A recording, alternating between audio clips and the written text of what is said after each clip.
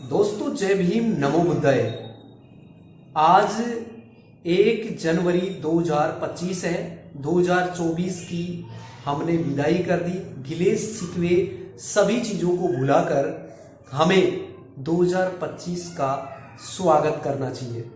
और आज 2025 में जो छूटे हुए, जो हमारे पेंडिंग जो वर्क्स थे, काम थे, उनको हमें लगातार वो प्रयास करना है, उस शिद्दत के साथ हमें काम करना है। क्योंकि एक सेकंड होती है, उस सेकंड में भी जो मिनी सेकंड होती है उसको भी आपको यूज करना आना चाहिए। क्योंकि वह एक मिनी सेकंड है, वो आपके वर्तमान में है, और तुरंत अगर वो सेकंड आपके जीवन से जा रही है तो तुरंत वो अतीत भी बन रही है। इसका मतलब वर्तमान से ही भूत है और वर्तमान से ही भविष्य है। तो इसका मतलब वर्तमान को आपको इन्वेस्ट करना चाहिए ऐसी जगह पे जो कि इन्वेस्ट करने के बाद में वहां से कुछ इनपुट डाले, आपने इन्वेस्ट किया जो आपने टाइम, उस टाइम के अकॉर्डिंग क्या आप पैसा बना पा रहे हो। तो इसीलिए मैं आपको 2025 के इस पर्व पर मैं आपको हार्दिक शुभकामनाएं देना चाहता हूं। और मेरे चैनल से मैं आपको ये बता देना चाहता हूं कि ये भारतीयों का गौरव रहा है। क्योंकि आज 1 जनवरी है तो ये शौर्य दिवस का दिन है, ये विजय स्तंभ का दिन है, ये भीमा कोरेगांव का शौर्य दिवस का दिन है, जो कि आज एक एविडेंस के तौर पर आपको, एक आगमन के रूप में एविडेंस के तौर पर आप हमारे अपने पूर्वजों के बारे में, जो उनकी शहादत उन्होंने हमारे लिए दिया, जो हमारे को आज़ाद कराने के लिए, हमारे को नव जीवन देने के लिए, क्योंकि हम दास्ता की बेड़ियों में जकड़े हुए थे, हम गुलामी के अंदर जकड़े हुए थे, हम अपने अधिकारों को अपने तरीके से जी नहीं सकते थे।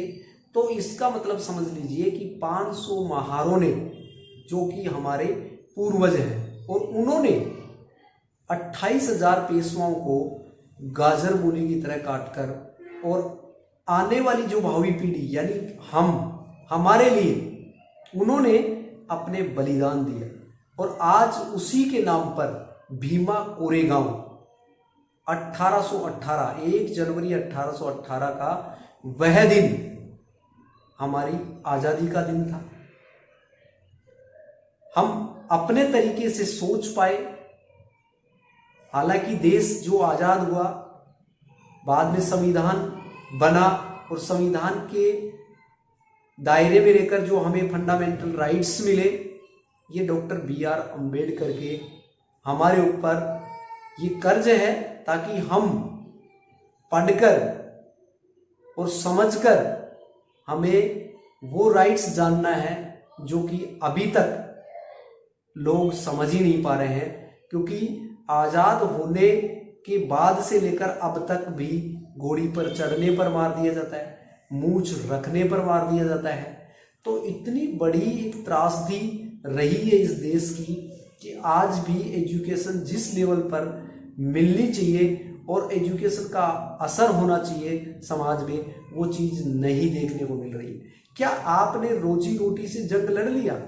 क्या आपने जाति के दंश से अभी तक आप बाहर नहीं निकल पाए? तो उससे अपने जंग लड़के क्या मानव समाज का निर्माण बना? क्या हम एक दूसरे के रोजी रोटी और बेटी का संबंध बनाया? आज भी स्वर्ण लोग अपने आप को सोने के माने हुए हैं, लेकिन रहते इस हार्ड मांस और रक्त के शरीर में हैं। और लोग, एक इंसान दूसरे इंसान से नफरत कर रहा है।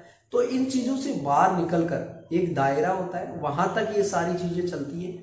वहां से आप सोचना शुरू करेंगे कि इस दुनिया में एक दिन आने का होता है और एक दिन इस दुनिया से जाने का होता है।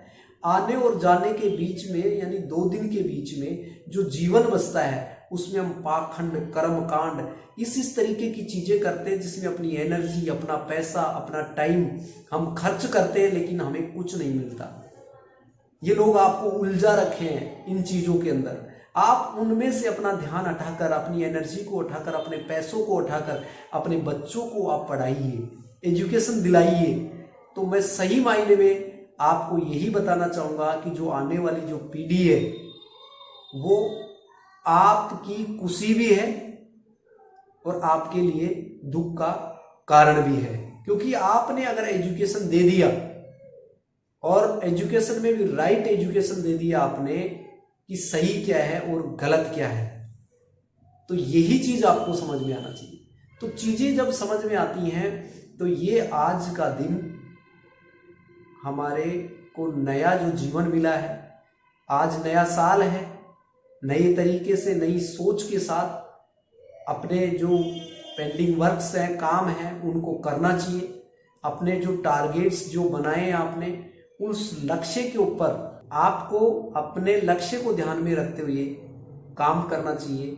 आगे फिर मैं मिलूंगा लेटेस्ट न्यू वीडियो में न्यू इन्फॉर्मेशन के साथ। Thank you so much. Okay bye. जय भीम, नमो बुद्धाय। शुक्रिया, धन्यवाद।